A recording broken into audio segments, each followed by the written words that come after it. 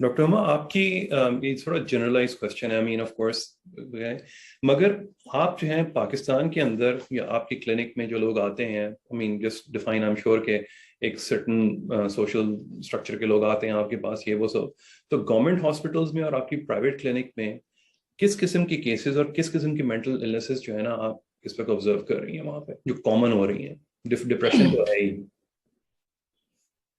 Okay, क्योंकि मैं दो बिल्कुल डिफरेंट सेटअप्स में काम करती हूँ। गवर्नमेंट सेटअप इज बिल्कुल फ्री और वहाँ पे लोअर मिडिल क्लास आती है, और ऑफ कोर्स प्राइवेट सेटअप में मेरे पास एलीट क्लास आती है। अगर मैं देखूं कि गवर्नमेंट सेटअप में हमारे पास किस तरह के पेशेंट्स आते हैं, तो वो ज्यादा साइकोटिक पेशेंट्स होते हैं। साइकोटिक पेशेंट से मुराद, अगर नफ्सियाती बीमारियों को क्लासिफाई किया जाए तो इनकी दो बड़ी क्लासेस होती हैं। एक न्यूरोटिक इलनेसेस होती हैं, एक साइकोटिक इलनेसेस होती हैं। न्यूरोटिक इलनेसेस वो होती हैं जिसमें इंसान को मालूम होता है कि उसके साथ कुछ मसला चल रहा है, जैसे डिप्रेशन है, एंग्जाइटी है, ऑब्सेसिव कंपल्सिव डिसऑर्डर है। जबकि साइकोटिक इलनेस में वो इंसान अपनी रियलिटी से कट जाता है, उसको कुछ ऐसी चीजें नजर आना शुरू हो जाती हैं जो हकीकत में नहीं, लेकिन उसके लिए वो असल होती हैं। कुछ ऐसी आवाजें आती हैं कानों में जो उसे कुछ इंस्ट्रक्ट कर रही होती हैं, या उसके कुछ बिलीव्स बन जाते हैं कि उसके घर वाले उसे मारना चाहते हैं, या हमसाए उसके पीछे लगे हुए हैं, एजेंसीज उसके पीछे लगी हुई हैं। डिफरेंट तरह के फॉल्स बिलीव्स बन जाते हैं। सो साइकोटिक इलनेसेस में पेशेंट को इंसाइट नहीं होती, क्योंकि उसके साथ ये सब कुछ रियल में हो रहा होता है, और आप उसको जितना मर्जी समझाओ कि भाई तुम ऐसा कुछ नहीं है, कोई चीज नहीं है, वो तो देख रहा है ना, उसको तो कानों में आवाज आ रही है, वो नहीं मानेगा। और साइकोटिक इलनेसेस में नॉर्मली क्या है, दवाई ही काम करती है, यहाँ पे साइकोथेरेपी काम नहीं करती। दवाई से उनके ब्रेन में जो डोपामिन की एक्सेस हुई होती है उसको बेहतर करना होता है, तब जाके इनकी कंडीशन बेहतर होती है।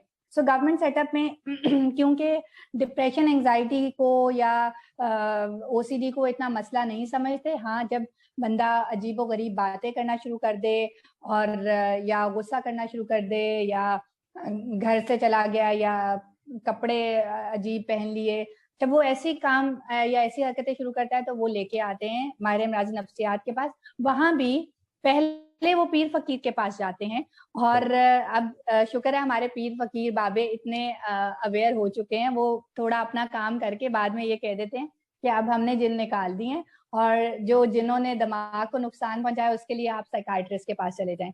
तो गवर्नमेंट सेटअप में मैंने देखा है कि साइकोटिक इलनेसेस ज्यादा आती हैं। डिप्रेशन एंजाइटी भी आता है, लेकिन साइकोटिक इलनेसेस काफी आती हैं। और जो मेरे पास क्लिनिक में है वो ज्यादा पर्सनालिटी डिसऑर्डर्स और डिप्रेशन एंजाइटी के मसाइल, ऑब्सेसिव कंपल्सिव डिसऑर्डर और एडिक्शन के मसाइल प्राइवेट सेटअप में ज्यादा ये आते हैं।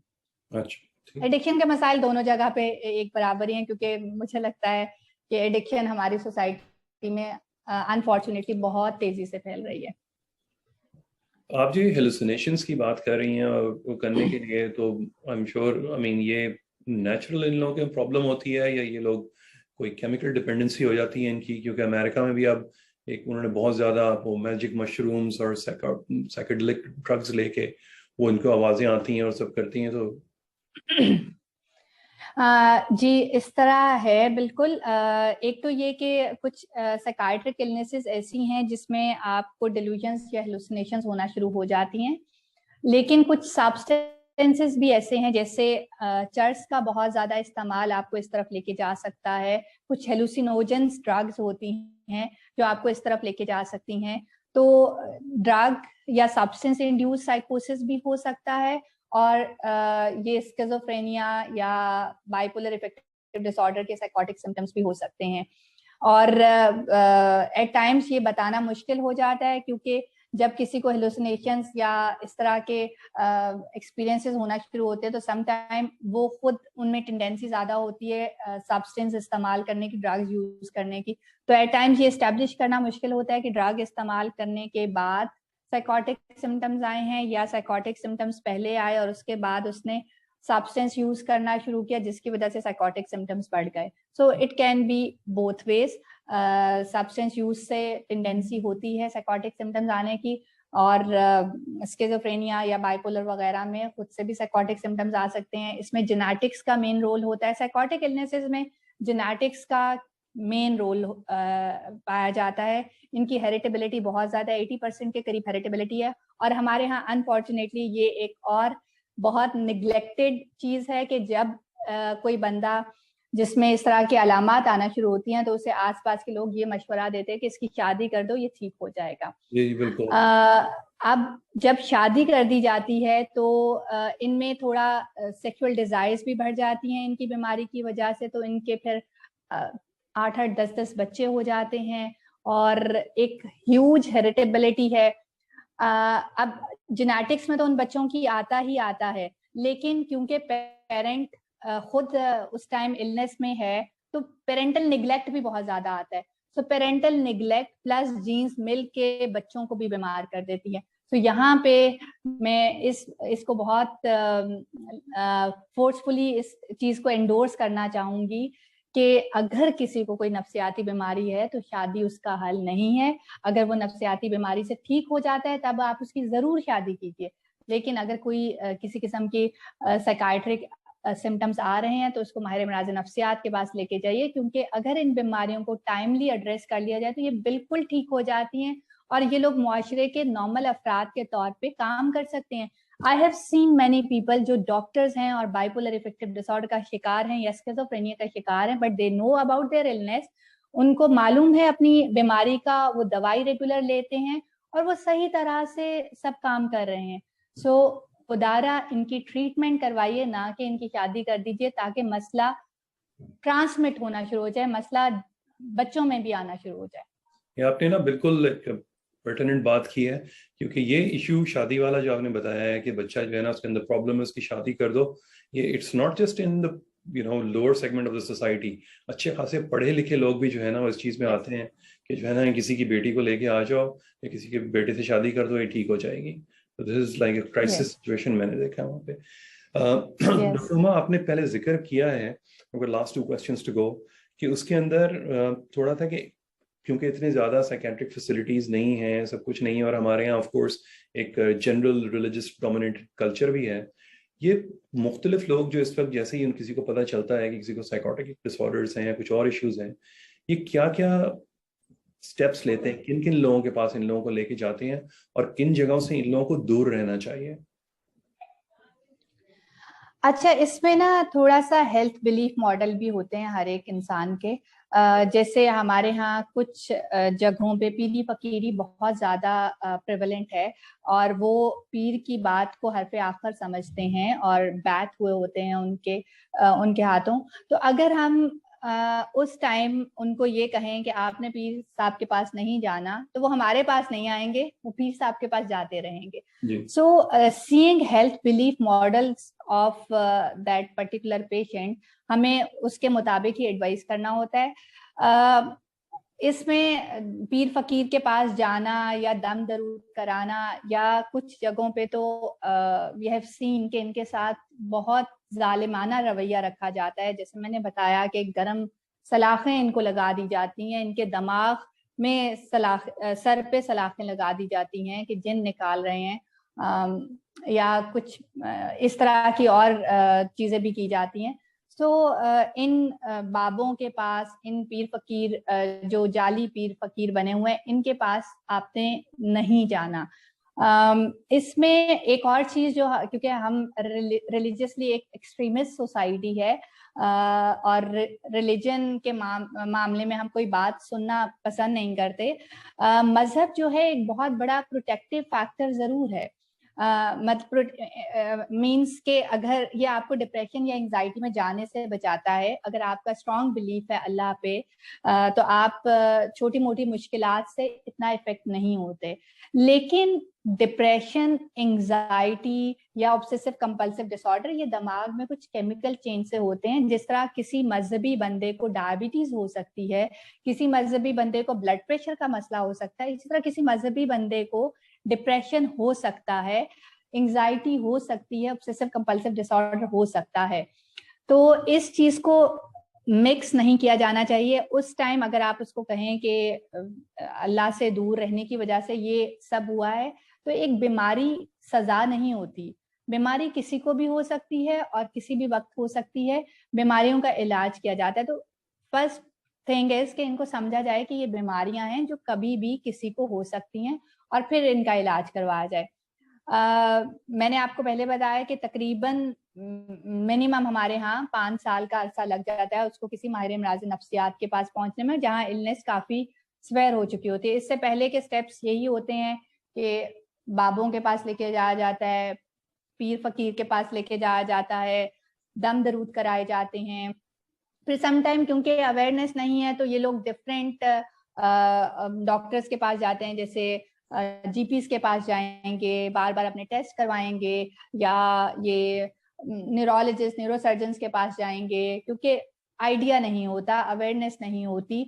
तो इन डिफरेंट स्टेप्स से होके ये किसी साइकाइट्रिस्ट के पास पहुंचते हैं। जब इनको डॉक्टर गाइड करता है कि आपका फिजिकल कोई इशू नहीं है तो आप किसी साइकाइट्रिस्ट के पास जाएं। तो अगर जी जी please continue, I am sorry. तो जितना the key thing is to create awareness, जितनी हम इस बारे में बात करेंगे और अवेयरनेस क्रिएट करेंगे उतना ही लोगों को ज्यादा बेहतरी होगी। असल में क्या होता है, क्योंकि सिम्टम्स इस तरह के हैं ना, तो लोग कनेक्ट करके आ सकते हैं कि ये जिस तरह आप सब अलामात बता रहे हैं ये तो हमारे बच्चे में हो रहे हैं, इसका मतलब है उसको कोई इशू है। सो फिर वो डॉक्टर के पास आना शुरू करते हैं। इसलिए अवेयरनेस क्रिएट करना बहुत जरूरी है। ट्रू। मेरा लास्ट क्वेश्चन जो है डॉक्टर वो बेंजोडाइज़पीन्स के ऊपर है। मेरे ख्याल में जिस तरह पाकिस्तान में मुझे पता है थोड़ा बेहतर हो गया है, मगर लिक्सैटिनिल और वैलियम्स और I mean this is like candies available, जिससे हर कोई जो है ना, उससे मैंने लोगों को बात करते सुना है, यार मैं बहुत थका हुआ हूँ आज लिक्सैटिनिल लेके सो जाऊंगा, ये वो सब करने के लिए। स्केरी। अमेरिका में रहते हुए या दुबई में रहते हुए यहाँ पे जहाँ रहता हूँ मैं, इट्स लाइक अनथिंकेबल ऑफ कि आपको इस तरह मिल जाती है। ये क्राइसिस पाकिस्तान में कितना बड़ा है और इसे किस तरह से कंट्रोल कर रहे हैं, और फार्मास्यूटिकल्स इसके अंदर किस तरह से इन्वॉल्व हैं? ये तो इतना बड़ा क्राइसिस है। हमारे यहाँ सेल्फ मेडिसिन तो इस तरह चलती हैं, लाइक 80% लोग कभी ना कभी जिंदगी में लाजमी सेल्फ मेडिकेट करते हैं।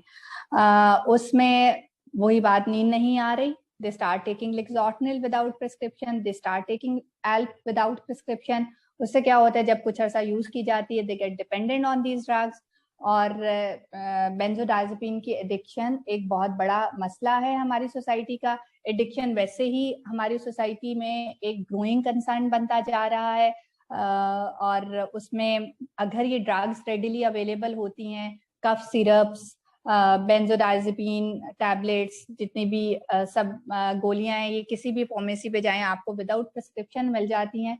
तो इसमें तो ड्रग रेगुलेटरी अथॉरिटी को स्टेप इन करना चाहिए और ये दवाइयां विदाउट प्रिस्क्रिप्शन नहीं मिलनी चाहिए। ये किसी तरह भी विदाउट प्रिस्क्रिप्शन नहीं मिलनी चाहिए, क्योंकि इनकी डिपेंडेंसी का हाई रिस्क होता है। और जब लोग इसको पहले तो ऑफ एंड ऑन लेना शुरू करते हैं और फिर रेगुलर बेसिस पे लेना शुरू कर देते हैं, and they get dependent on these things.